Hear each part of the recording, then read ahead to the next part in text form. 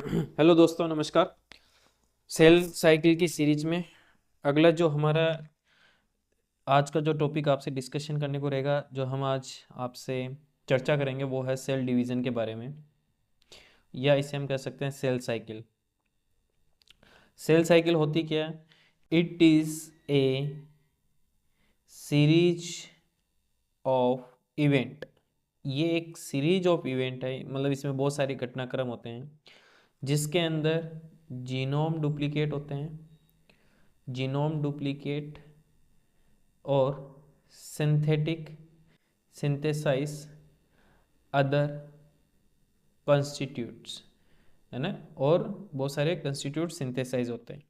Basically cellular division में क्या होता है, एक फादर सेल से दो डॉटर सेल्स का निर्माण होता है और इसी से वापस क्या होती है, इसका इन्हीं से जनरेशन होती है।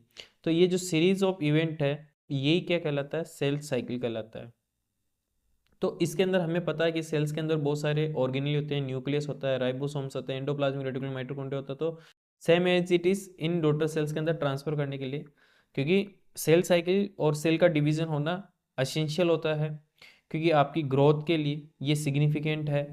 आपको अगर कोई टिश्यू इंजरी हो जाए, सेल इंजरी हो जाए, तो वापस न्यू सेल्स का फॉर्मेशन करने के लिए, है ना, तो उसके लिए आपको ये जरूरी है सेल डिवीजन।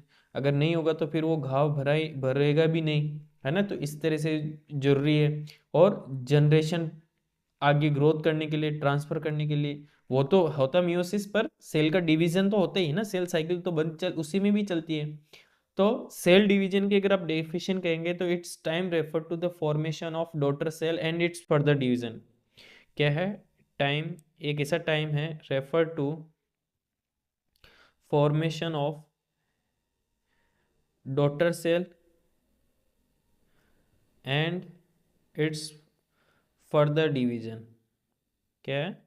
फर्दर डिवीजन होना, ये आपका क्या कहलाता है? एक सेल साइकिल कहलाती है। ठीक है, तो ये एक सेल साइकिल का आपका डेफिनेशन हो गया। ठीक है, अगर अपन ह्यूमन की बात करें तो ह्यूमन के अंदर जो सेल साइकिल है, टेक 24 आवर्स। ये इंट्रोडक्शन चल रहा है अभी ना, फिर सेल साइकिल की जो फेज है वो अपन डिस्कशन करेंगे। ह्यूमन की सेल्स 24 आवर में डिस्कशन होती है। इसी 24 घंटे को अगर अपन पाई चार्ट के अंदर ड्रॉ करें तो इस तरह से कुछ आपकी सेल साइकिल निकलेगी। अगर इस सेल साइकिल को अगर हम 24 घंटे के अंदर ड्रॉ करें तो यहाँ से लेके आपकी यहाँ तक ये जो देख रहे हो ना, ये साइकिल, और यहाँ से लेके यहाँ तक दो फेज है मेनली, है ना। इसे हम कहते हैं इंटरफेज,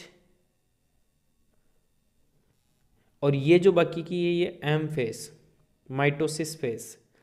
ठीक है, इस इंटरफेज आप देख रहे हो कि 95% 95% किसने ऑक्यूपाई कर रखा है भैया?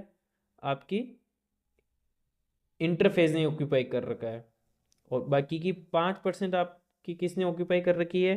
एम फेज ने ओपन कर रखी है। 95% किसने ऑक्यूपाई कर रखी है? इंटरफेज ने, और 5% इसने ऑक्यूपाई कर रखी है। और इसको घंटे में डिवाइड करो तो 23 आवर्स तो आपको इंटरफेज में लग जाते हैं, और 1 आवर में पूरी सेल डिवाइस होती है। ये इंटरफेज एक प्रिपरेटरी फेज है। कौन सी फेज है? प्रिपरेटरी फेज है, जिसके अंदर सेल प्रिपरेशन होती है। इसके अंदर 3 हिस्से चलते हैं, G1 S G2 फेज। कौन से cell? G1 S2 G2 phase. इसके अंदर आपके 4 फेज वो चलती है मेनली। कौन कौन सी है? प्रोफेज, मेटाफेज, एनाफेज और टीलोफेज, और बाद में साइटोकाइनेसिस। फिर इसमें क्या होता है? साइटोप्लाज्म डिवीजन हो जाता है। तो स्टार्टिंग अगर अपन G1 से करें, इसमें अपन पेज ऐड कर लेते हैं, ठीक है, फिर चाहिए जब से कर लेंगे। अगर अपन स्टार्टिंग G1 से करें कि G1 में क्या होता है, G1 फेज के अंदर, क्योंकि G1 स्टार्टिंग फेज है। अच्छा, इंटरफेज में भी सबसे बड़ी फेज अगर करें तो G1 सबसे लॉन्गेस्ट फेज है। इसको मैं G1 गैप 1, है ना, G1 गैप 1 फेज, और दूसरा इसका नाम है, अब ये देखो, ये एम फेज के बाद है कि पहले है? ये एम फेज के बाद है कि पहले है? तो ये भैया एम फेज के बाद है ना, एम फेज के बाद है, तो इसको अपन पोस्ट एम फेज, और एस फेज से पहले तो प्री सिंथेसिस फेज। क्या हो गया? प्री सिंथेसिस फेज हो गया। ठीक है, इसके अंदर G1 इज द लॉन्गेस्ट, है ना, अगर आप पॉइंट आउट नोटिस करते हैं G1 लॉन्गेस्ट फेज है। ठीक है, अब मैं शॉर्ट में लिख रहा हूँ और समझा एक्सप्लेन पूरा रहा हूँ ना। अर्ली डिवाइडिंग सेल्स होती है उनमें G1 शॉर्ट होता है, और लॉन्ग डिवाइडिंग सेल्स में G1 लॉन्ग होता है। इसके अंदर सीरीज ऑफ इवेंट क्या चलते हैं, इसके बारे में देखूं तो सेल का, क्योंकि प्रोटीन एसेंशियल है तो एमिनो एसिड सिंथेसिस, प्रोटीन का इसमें सिंथेसिस होते हैं क्योंकि प्रोटीन एसेंशियल है पूरी सेल्स के लिए, डिवीजन के लिए। एटीपी यहाँ पे सिंथेसिस होती है। ठीक है, क्योंकि आगे इसके जस्ट एस फेज में डीएनए का रिप्लिकेशन होगा, तो जो डीएनए का मोनोमर है वो फॉर्मेशन होगा इसके अंदर, मोनोमर ऑफ डीएनए, जिसे आप कहते हैं न्यूक्लियोटाइड, है ना, न्यूक्लियोटाइड चेन होती है, श्रृंखला होती है, इसका क्या होता है? फॉर्मेशन होता है। आरएनए या सिंथेसिस होते हैं, आरएनए का सिंथेसिस होता है। और सेल ऑर्गेनेली, सेल ऑर्गेनेली भी यहाँ पे मोस्ट ऑफ सेल ऑर्गेनेली यहाँ डुप्लीकेट हो जाते हैं, एक्सेप्ट सेल्फ ऑटोनोमस जो होते हैं ये डुप्लीकेट नहीं होते। सेल्फ ऑटोनोमस वाले कौन कौन से एग्जाम्पल है? माइटोकॉन्ड्रिया, क्लोरोप्लास्ट, यहाँ आपको डुप्लीकेट नहीं मिलेंगे, है ना, क्लोरोप्लास्ट, ये आगे आपको G2 फेज में दिखेंगे। तो ये सीरीज ऑफ इवेंट किस में हो रहे हैं? एमिनो एसिड का सिंथेसिस, क्योंकि आगे प्रोटीन तो बहुत एसेंशियल है एक सेल साइकिल को डिवीजन होने के लिए, है ना, तो प्रोटीन, एमिनो एसिड, एटीपी जो चाहिए वो यहाँ सिंथेसिस होते हैं, मेन मोनोमर्स और सेल ऑर्गेनेली यहाँ पे डुप्लीकेट होता है। ये आपके G1 फेज का है। एस फेज में क्या होता है? मेन जो एस फेज के अंदर है वो है डीएनए का रिप्लिकेशन। एस फेज के अंदर डीएनए का रिप्लिकेशन होता है, मतलब ये जो आप क्रोमोसोम, पहले ये इस तरह से दिखते नहीं, पर ये जो क्रोमोसोम देख रहे हैं ना टेंगल, ये क्या होता है कि अपना एक कॉपी जनरेट करने लगते हैं, है ना, क्या बनाने लगते हैं, ये एक तरह से डीएनए का रिप्लिकेशन कर लेते हैं। पर इसमें क्रोमोसोम की संख्या तो वही रहती है, क्योंकि अभी भी ये किससे अटैच है? सेंट्रोमियर से, सेंट्रियोल से अटैच हैं। तो क्रोमोसोम 46 है, पर डीएनए का कंटेंट क्या हो गया इसमें? डीएनए कंटेंट डबल हो गया है। डीएनए कंटेंट क्या हो गया? डबल हो गया है, 1 और 2 डबल हो गया है ना, जैसे पहले 20 पिकोग्राम था अब 40 पिकोग्राम हो गया है। ठीक है, ये एस फेज की एक खासियत है कि डीएनए ने रिप्लिकेट किया पर क्रोमोसोम नंबर सेम है, पर डीएनए कंटेंट इसका डबल हो गया है। समझ में आया? एक तो मेन ये है। दूसरा इसमें ये तो हो गया न्यूक्लियस के अंदर, क्या हुआ? ये तो न्यूक्लियस की कहानी है। पर सेंट्रियोल, इसमें एक चीज और चलती है, क्या? Centriole duplicate. सेंट्रियोल क्या है? जो कि एक आपने इसमें पढ़े रहते हैं आपके सेंट्रियोल, सेंट्रोमियर पढ़े रहते हैं, जो कि हॉरिजॉन्टल और वर्टिकल पड़े रहते हैं, जिससे आपके क्या निकलते हैं? स्पिंडल फाइबर निकलते हैं। इसके चारों तरफ पेरी से इस तरह से ये अरेंज रहते हैं, और इसके चारों तरफ आपके क्या, ये पेरी सेंट्रियोल लेयर है। अगर आपने मेरी वीडियो देखी होगी तो इसमें ये सेंट्रियोल भी क्या करते हैं? ये डुप्लीकेट होते हैं इन द साइटोप्लाज्म। प्लस यहाँ पे हिस्टोन प्रोटीन, कौन से? हिस्टोन प्रोटीन भी सिंथेसिस होते हैं, जो कि बहुत एसेंशियल है, आपके डीएनए के मटेरियल को होल्ड करते हैं। डीएनए और हिस्टोन प्रोटीन से आपका क्या बनता है? क्रोमेटिन बनता है। ये क्रिया चलती है आपके साइटोप्लाज्म में। कहाँ चलती है? साइटोप्लाज्म में। ये एस फेज है। समझ में आया? ये याद रखना, क्योंकि आगे इंडेक्स बनेगी तब आपको समझ में आएगा कि 2N 2C, ये पूरी गणित आगे समझ में आ जाएगी। क्लियर हुआ मामला? अगर इसको डायग्राम में ड्रॉ करें तो आपको इस तरह से दिखेगा। ठीक है, आइए देखते हैं। अगर इसमें आपको क्रोमोसोम इस तरह से, ये इस तरह से दिख रहे हैं, तो आपको फिर बाद में ये क्रोमोसोम इस तरह से दिखने, डुप्लीकेट हो जाएंगे। इस तरह के आपको क्रोमोसोम दिखेंगे। क्रोमोसोम नंबर सेम है पर डीएनए डुप्लीकेट हो गए, ये याद रखना, कंटेंट डुप्लीकेट हो गया।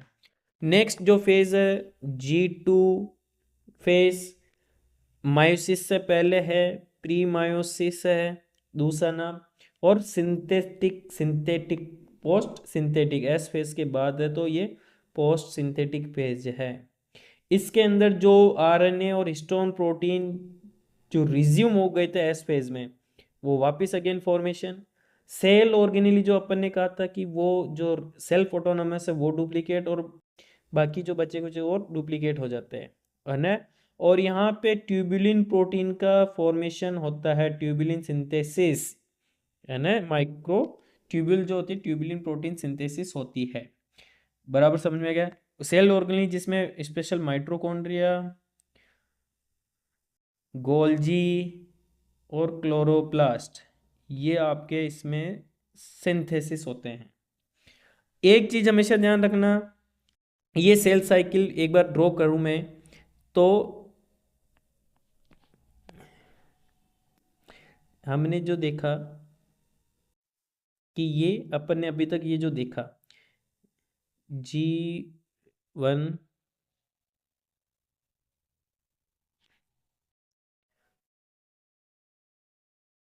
G1S G2, बाकी ये prophase, metaphase, anaphase, telophase. Cell cycle को रेगुलेट भी सेल साइकिल डिवीजन करेगी कि नहीं करेगी, रेगुलेट एंड कंट्रोल करने के लिए सेल के अंदर चेक पॉइंट होता है। क्या होता है चेक पॉइंट? टोल नाका होता है ना, चेक पॉइंट होता है कि भाई इस टोल को क्रॉस करने के बाद आपको इतने आगे चले गए, तो एक चेक पॉइंट यहाँ है, एक चेक पॉइंट यहाँ है। ये जो रेगुलर एंड कंट्रोल करता है, इसको हम एक प्रोटीन के नाम से जानते हैं, उससे हम कहते हैं काइनेज। क्या कहते हैं दोस्तों? काइनेज नाम का एक प्रोटीन होता है। इस काइनेज प्रोटीन से ही हम इसको कहते हैं कि काइनेज। अब काइनेज का अगर पूरा देखें तो काइनेज कुछ नहीं होता, इसका ये डिपेंड रहता है साइक्लिन डिपेंड डिपेंड काइनेज होता है, CDK, इसको शॉर्ट में बोलते हैं CDK, है ना। तो जो ये G1 और S के बीच में है वो है आपका कौन सा? G1S CDK, और G2 और M के बीच में तो उसको कहते हैं G2M CDK, बराबर। G1S ये मेजर चेक पॉइंट होता है, यहाँ से अगर सही निकल गई सेल, इस चेक पॉइंट्स में कोई एरर नहीं आया, तो ये पूरी सेल साइकिल होती है। ये माइनर है, इसका तो ये काम है कि भी जो डीएनए डुप्लीकेट हुआ वो सही तरह से हुआ या उसमें कोई गलती है। तो ये मेजर चेक पॉइंट होता है G1S CDK, ये मेजर चेक पॉइंट है। अगर G1S किसी सेल के अंदर अगर ये नहीं होता है ना, अगर ये नहीं होता है तो सेल G0 फेज में चली जाती है। G0 फेज में क्या होता है कि G0 G1 से तो वो एग्जिट कर जाती है, पर पूरी सेल साइकिल से वो क्या हो जाती है? सस्पेंड हो जाती है ना। आई थिंक बायोलॉजी में कंफर्म करना, सस्पेंड वर्ड है, सस्पेंड हो जाती है और G1 से एग्जिट हो जाती है। ठीक है, समझ में है ये? G1 फेज में क्या हुआ, S फेज में क्या हुआ, G2 फेज में क्या हुआ, यहाँ तक क्लियर हो गया। अब दोस्तों अगली वीडियो में हम प्रोफेज, जो इसकी M फेज में प्रोफेज, मेटाफेज, एनाफेज और टेलोफेज अपन इसमें अगली वीडियो के अंदर क्लियर करेंगे।